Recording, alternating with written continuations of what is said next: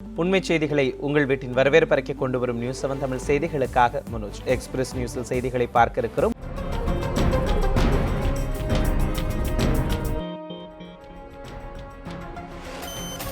மதுரை பாலமேட்டில் கோவிலுக்கு அழைத்துச் செல்லப்பட்ட காளைகளை அதன் உரிமையாளர்கள் திடீரென அவிழ்த்து விட்டதால் பெரும் பரபரப்பு ஏற்பட்டது.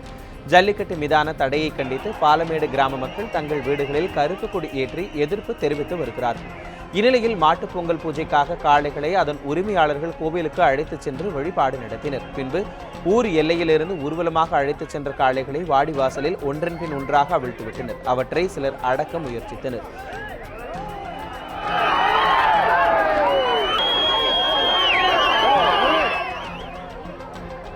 ஜல்லிக்கட்டு நடத்தப்படுவதை தடுக்க பலத்த போலீஸ் பாதுகாப்பு போடப்பட்டிருந்த நிலையில் காளைகளை அதன் உரிமையாளர்கள் திடீரென அவிழ்த்து விட்டதால் மைதானத்தில் கூடியிருந்தவர்கள் மகிழ்ச்சியில் ஆர்ப்பரித்தனர். பின்னர் அங்கு கூடியிருந்தவர்களை போலீசார் விரட்டியடித்தனர்.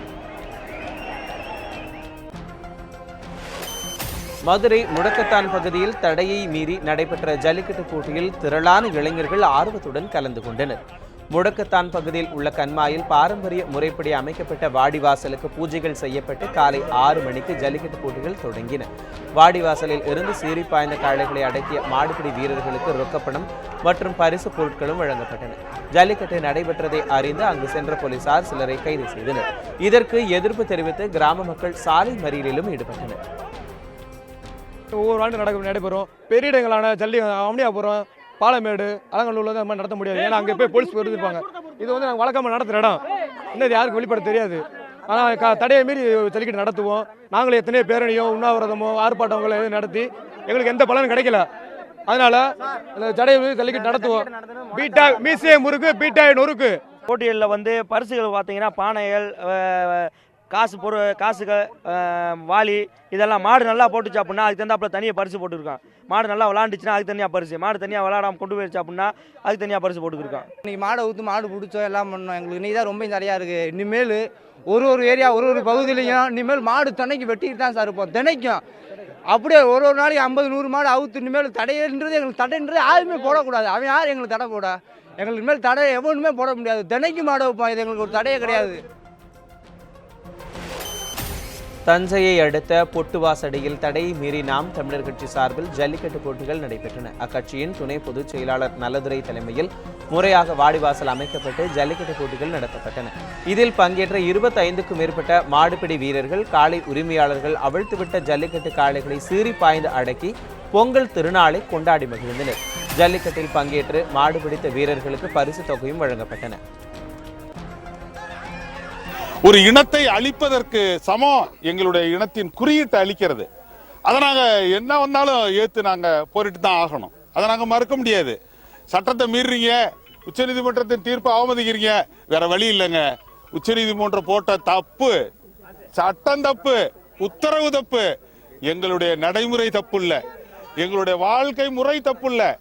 இதை உச்சநீதிமன்றமும் சட்டத்தை இயற்றுபவர்களும் தெரிஞ்சுக்கணும். புதுக்கோட்டையில் ஜல்லிக்கட்டு நடத்த முற்பட்ட போது போலீசார் தடுத்து நிறுத்தியதால் அங்கு பரபரப்பு ஏற்பட்டது. ஐயனார் திடலில் இன்று காலை ஜல்லிக்கட்டு போட்டி நடைபெற இருந்தது. இதற்காக சுமார் 40 காளைகள் அழைத்து வரப்பட்ட நிலையில் அங்கு சென்ற போலீசார் வாடிவாசலில் போடப்பட்டிருந்த கட்டைகளை பிரித்தெடுத்தனர். இருப்பினும் தடையை மீறி ஜல்லிக்கட்டை நடத்துவோம் என அங்கிருந்தவர்கள் கூறியதால் போலீசாருக்கும் மாடுபிடி வீரர்களுக்கும் இடையே வாக்குவாதம் ஏற்பட்டது. பின்னர் போலீசார் சமரசப்படுத்தியதால் அனைவரும் கலைந்து சென்றனர். ஜல்லிக்கட்டு நடத்த நடவடிக்கை எடுக்காததற்கு பொறுப்பேற்று மத்திய அமைச்சர் பொன் ராதாகிருஷ்ணன் பதவி விலக வலியுறுத்தி சென்னையில் ஆர்ப்பாட்டம் நடத்தப்பட்டது. கடந்த 2 ஆண்டுகளாக ஜல்லிக்கட்டு நடைபெறாத நிலையில் இந்த ஆண்டும் ஜல்லிக்கட்டு நடத்துவதற்கு மத்திய அரசு நடவடிக்கை எடுக்கவில்லை என குற்றச்சாட்டு எழுந்துள்ளது. ஜல்லிக்கட்டு நடத்தாமல் போனதற்கு பொறுப்பேற்று மத்திய இணையமைச்சர் பொன் ராதாகிருஷ்ணன் பதவி விலக கோரி சென்னையில் தமிழ்நாடு இளைஞர் பொதுநல சங்கத்தினர் ஆர்ப்பாட்டத்தில் ஈடுபட்டனர். அப்போது பீட்டா அமைப்பை தடை செய்ய வேண்டும் என்றும் இறையாண்மைக்கு எதிராக செயல்படும் சுப்பிரமணியன் சுவாமி கைது செய்ய வேண்டும் எனவும் கோரிக்கை விடுத்தனர். பீட்டா அமைப்பை தடை செய்ய வேண்டும். ஜல்லிக்கட்டு நடத்த மத்திய அரசு உடனடியாக அனுமதிக்க வேண்டும். இல்லை என்றால் மத்திய அமைச்சர் பொன் ராதாகிருஷ்ணன் அவர்கள் ராஜினாமா செய்ய வேண்டும். தமிழர்கள் உணர்வுகளை புரிந்திக்காத மத்திய அரசை வன்மையாக கண்டிக்கின்றோம். இது தமிழர்களுடைய பண்பாடு, கலாச்சாரம், வீர விளையாட்டு. இதை தடுக்க மத்திய அரசுக்கு எந்த ஒரு உரிமையும் கிடையாது. சுப்பிரமணிய சாமி யார்? இப்போ நாங்கள் மற்றவங்களாம் யாருன்னா பேசினா ஒன்று இந்திய இறையாண்மைக்கு தூண்டுதலாக வந்து அரெஸ்ட் பண்ணுறாங்க. அவன் எங்கள் இனத்தை அசிங்கப்படுத்துகிறானே, அவனை எதுக்கு தமிழ்நாட்டில் வச்சுருக்கீங்க? அவனை துரத்துங்க. விருதுநகர் மாவட்டம் ஸ்ரீவில்லிபுத்தூர் அருகே தடையை மீறி ஜல்லிக்கட்டு போட்டி நடத்தப்பட்டது. ஸ்ரீவில்லிபுத்தூர் அருகே உள்ள கூமாப்பட்டி நெடுங்குளம் பகுதியில் 10க்கும் மேற்பட்ட காளைகளை அலங்கரித்து கிராம மக்கள் கோவில் முன்பு பூஜை செய்தனர். இதனை அடுத்து காளைகளை அவிழ்த்துவிட்ட கிராம இளைஞர்கள் உற்சாகமாக காளைகளை அடக்க முயன்றனர்.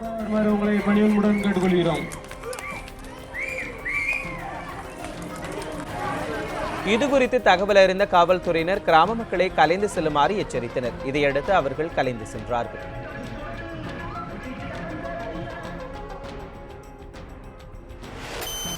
மாட்டுப் பொங்கலை முன்னிட்டு சென்னை மேற்கு மாம்பலத்தில் உள்ள கோசாலை எனப்படும் பசு மடத்தில் மாடுகளுக்கு சிறப்பு பூஜை செய்யப்பட்டது.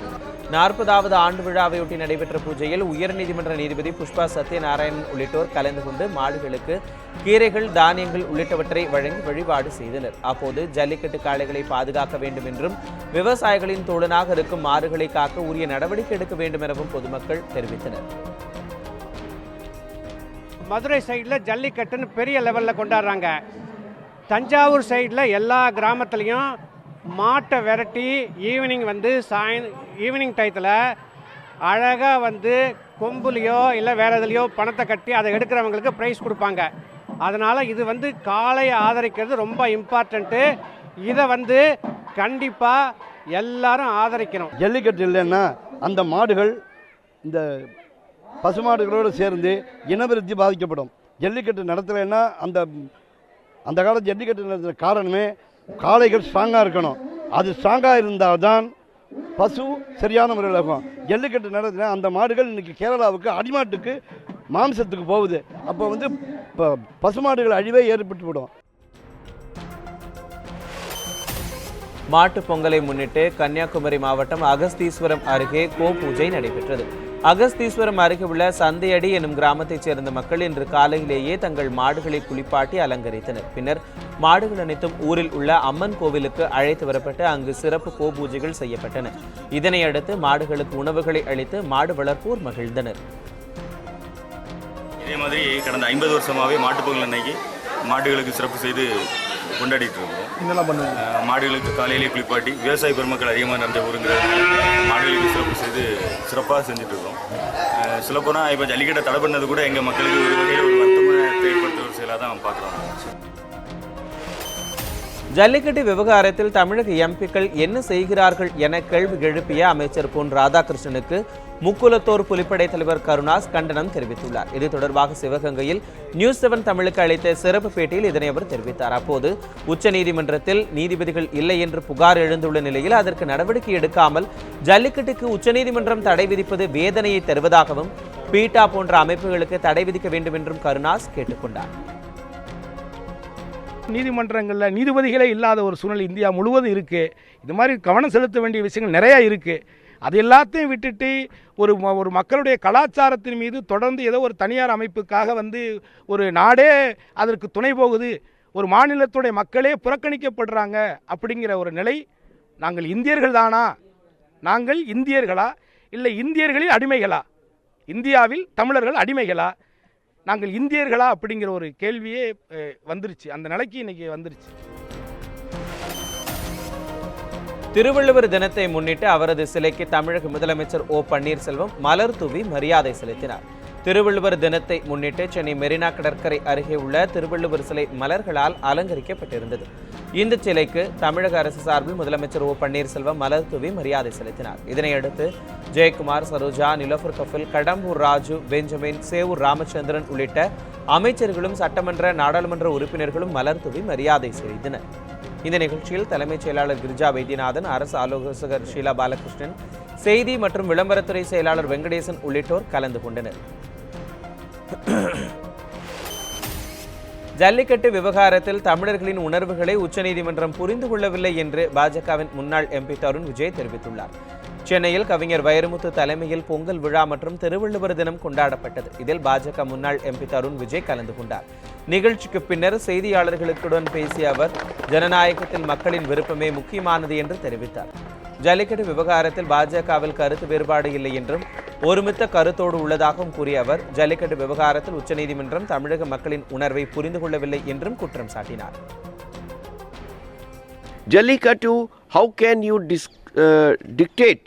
Because it's a 1,000-year-old festival, and you have a Indus Valley civilization seal on Jallikattu. Good. Can you decide that this should be the way to celebrate Jallikattu, which is 5,000-year-old? Nobody can decide it, and it is very unfortunate that Supreme Court has not understood the feelings of Jallikattu and the feelings of the Tamil people. Jallikattu is not a Tamil festival, it is an Indian festival, it is a national festival. Good. Tiruvannamalai மாவட்டம் ஆரணியில் ஜல்லிக்கட்டு தடையை கண்டித்து கண்டன ஆர்ப்பாட்டம் நடைபெற்றது.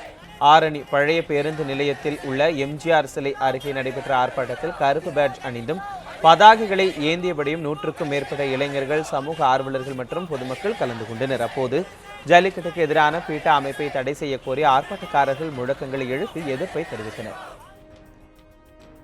மத்திய அரசு பார்த்தீங்கன்னா கண்டிச்சு இங்கே நிறைய இடத்துல பேர் நடந்திருக்கு. அதுக்கு தகுந்த மாதிரி நம்ம ஆரிய தொகுதியில் பார்த்தீங்கன்னா நாங்கள் எங்கள் இளைஞர்கள் ஒன்றா சேர்ந்தாங்க இங்கே கண்டன போராட்டம் நடத்தி கொண்டுறோம். இது அவசர சட்டமாக கொண்டு ஜல்லிக்கட்டை உடனே நடத்துமாறு மத்திய அரசுக்கு நாங்கள் எச்சரிக்கை வைக்கிறோம், கண்டிக்கிறோம்.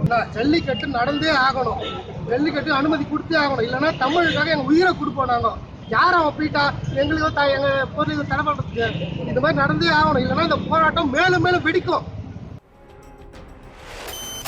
தமிழ் வளர்ச்சிக்காக பணியாற்றிய 9 பேருக்கு முதலமைச்சர் ஓ பன்னீர்செல்வம் இன்று விருதுகளை வழங்கி கௌரவித்தார். சென்னை சேப்பாக்கத்தில் உள்ள கலைவாணர் அரங்கத்தில் நடைபெற்ற விழாவில் பா வீரமணிக்கு திருவள்ளுவர் விருதும், பன்ருட்டி ராமச்சந்திரனுக்கு தந்தை பெரியார் விருதும் வழங்கப்பட்டன. இதேபோல மருத்துவர் துரைசாமி, கவிஞர் கூரம்துரை, நீலகண்டன், கணபதிராமன், கவிஞர் பாரதி, மறைமலை இலக்குவனார், மீனாடை முருகரத்னம் ஆகியோருக்கும் விருதுகள் வழங்கப்பட்டன. விருது பெற்றதற்கான சான்றிதழ், 1 சவரன் தங்கப்பதக்கம், 1 லட்சம் ரூபாய் காசோலை ஆகியவை விருது பெற்றவர்களுக்கு வழங்கப்பட்டன. திருக்குறள் ஞான புகழ்பெற்ற ஒரு பெரு நூலாகும். உலகத்தின் தலைசிறந்த பேரறிஞர்கள் எல்லாம் அந்த நூலை போற்றி வாழ்த்தி பாராட்டியிருக்கிறார்கள். அவ்வளவு உலகம் தழுவிய ஒரு அரிய நூலின் பரப்புகின்ற பணியில் நான் ஈடுபட்டிருந்ததின் காரணமாக இந்த ஆண்டில் எனக்கு இந்த விருது கொடுத்திருக்கிறார்கள். அதற்கு என்னுடைய பெரு நன்றியை தமிழக அரசுக்கு தெரிவித்துக் கொள்ளுகின்றேன். உலக புகழ்பெற்ற தஞ்சை பெரிய கோவில் மகாநந்திக்கு 1000 கிலோ எடையுள்ள காய்கறி மற்றும் பழங்களால் சிறப்பு பூஜைகள் செய்யப்பட்டன. ஆண்டுதோறும் மாட்டுப் பொங்கல் அன்று தஞ்சை பெரிய கோவிலில் உள்ள மகாநந்திக்கு சிறப்பு அலங்காரங்கள் செய்யப்பட்டு பூஜைகள் நடத்தப்படுவது வழக்கம். இந்த ஆண்டு நடைபெற்ற சிறப்பு பூஜையில் 1000 கிலோ எடை உள்ள காய்கறி மற்றும் பழங்களை கொண்டு மகாநந்திக்கு சிறப்பு அலங்காரம் செய்யப்பட்டது. இதனையடுத்து 100 பசுக்களுக்கு சிறப்பு பூஜைகள் செய்யப்பட்டன. இந்த விழாவில் ஆயிரக்கணக்கான பக்தர்களும் வெளிநாட்டு சுற்றுலா பயணிகளும் கலந்து கொண்டனர். இந்த வைபவம் என்ன ஆகப்பட்டதுன்னா, லோக சேமத்துக்காகவும் ஜீவராசிகளுடைய நன்மைக்காகவும் பயிர்கள் செழிக்கவும் எல்லா விதமான சகல சௌபாகியமும் நம்ம பெறணும் அப்படிங்கிறதுக்காக தான் இந்த தை மாதத்தில் இந்த மாதிரி விழா நம்ம செய்கிறோம். இந்த விழாவில் கலந்து கொண்ட அனைத்து பக்தர்களும் எல்லாமல்ல பெரிய நாயகி உடனாய பெருவுடையார் அருள் பாலிக்குமாறு அன்புடன். நெல்லையில் திருவள்ளுவர் தினத்தை முன்னிட்டு திருவள்ளுவர் சிலைக்கு திமுகவினர் மாலை அணிவித்து மரியாதை செய்தனர். மாட்டுப்பொங்கல் தினமான இன்று உலகெங்கும் உள்ள தமிழர்களால் திருவள்ளுவர் தினம் அனுசரிக்கப்படுகிறது. நெல்லை மாவட்ட திமுக சார்பில் திருவள்ளுவர் சிலைக்கு மாலை அணிவித்து மரியாதை செய்யப்பட்டது. அப்போது திமுகவினர் இனிப்பு வழங்கி கொண்டாடி மகிழ்ந்தனர். இதேபோல திருவள்ளுவர் பேரவையினரும் மாலை அணிவித்து மரியாதை செய்தனர். இதனைத் தொடர்ந்து பள்ளி மாணவர்களுக்கு திருக்குறள் ஒப்புவிக்கும் போட்டிகள் நடத்தி பரிசுகள் வழங்கப்பட்டன. நாமக்கல் மாவட்டம் ராசிபுரத்தை அடுத்த ஆண்டகளூர் கேட் பகுதியில் திருவள்ளுவர் அரசு கலைக்கல்லூரியில் திருவள்ளுவர் தினம் கொண்டாடப்பட்டது. கல்லூரி முதல்வர் பாலகிருஷ்ணன், பேராசிரியர்கள், மாணவர்கள் ஆகியோர் கல்லூரியில் உள்ள திருவள்ளுவர் சிலைக்கு மாலை அணிவித்து மலர் தூவியும் மரியாதை செய்தனர். இதனையடுத்து திருக்குறளில் உள்ள ஒவ்வொரு குறளையும் ஒவ்வொரு மாணவர்கள் கூறினர். மேலும் முன்னாள் மாணவர்கள் சங்கம் சார்பில் கல்லூரிக்குள் புதிய அரங்கம் கட்ட முன்னாள் மாணவர்கள் உறுதிமொழி ஏற்றனர். இங்கிலாந்து தலைநகர் லண்டனில் உள்ள முருகன் கோவிலில் பிரதிஷ்டை செய்யப்பட்டுள்ள முருகன் சிலை பழனியில் ஊர்வலமாக கொண்டு செல்லப்பட்டது. பழனியில் கிரிவலம் வந்த முருகன் சிலையை ஏராளமான பக்தர்கள் வழிபட்டனர். இதனையடுத்து இந்த சிலை லண்டன் கொண்டு செல்லப்பட்டு அங்குள்ள பிரசித்தி பெற்ற ஹைகேட் முருகன் கோவிலில் பிரதிஷ்டை செய்யப்பட உள்ளது. இதனையொட்டி ஹைகேட் முருகன் கோவிலுக்கு வரும் பிப்ரவரி 24ஆம் தேதி கும்பாபிஷேகம் நடைபெற உள்ளது. ஐம்பொன்னால் செய்யப்பட்ட இந்த ஸ்ரீ நாக சுப்பிரமணிய சுவாமி சிலையை கேரள மாநிலம் திருூர் பகுதியைச் சேர்ந்த ரஜித் குமார் என்ற சிற்பி வடித்துள்ளார். திருவண்ணாமலை மாவட்டம் ஆரணியில் அறம்வளர் நாயகி சமேத கைலாசநாதர் திருக்கோவிலில் நடைபெற்ற விழாவில் ஆயிரக்கணக்கான பக்தர்கள் பங்கேற்றனர். 13ஆம் நூற்றாண்டில் கட்டப்பட்ட அறம்வளர் நாயகி சமேத கைலாசநாதர் திருக்கோவிலில் ஆண்டுதோறும் மாட்டுப்பொங்கல் அன்று நந்தியம்பெருமாள் சுவாமியுடன் அம்பாள் காட்சி தரும் நிகழ்ச்சி திருவூடல் விழாவாக வெகு சிறப்பாக கொண்டாடப்படுவது வழக்கம். அதன்படி இன்று நடைபெற்ற விழாவில் நந்தியம் பெருமாளுக்கு பல்வேறு வகையான பூக்கள், காய்கறிகள் மற்றும் பலகாரங்களை மாலையாக கோர்த்து அலங்காரம் செய்யப்பட்டு சிறப்பு பூஜைகளும் நடைபெற்றன. இந்த விழாவில் ஆயிரக்கணக்கான பக்தர்கள் பங்கேற்று சுவாமி தரிசனமும் செய்தனர். வேலூர் மாவட்டம் அரக்கோணத்தில் வீட்டில் தனியாக இருந்த அடகு கடை உரிமையாளரை தாக்கிவிட்டு 300 சவரன் நகைகளை முகமூடி கொள்ளையர்கள் கொள்ளையடித்து சென்ற சம்பவம் பெரும் அதிர்ச்சியை ஏற்படுத்தியுள்ளது. மதுரை பிள்ளை கோவில் தெருவில் வசிக்கும் கிருஷ்ணமூர்த்தி தனது வீட்டிலேயே அடகு கடை வைத்துள்ளார். நேற்று இரவு அவர் தனியாக இருந்த நேரத்தில் வீட்டுக்குள் புகுந்த முகமூடி கொள்ளையர்கள் கிருஷ்ணமூர்த்தியை தூக்கிவிட்டு 300க்கும் மேற்பட்ட சவர நகைகளை கொள்ளையடித்து சென்றதாக கூறப்படுகிறது. மோப்ப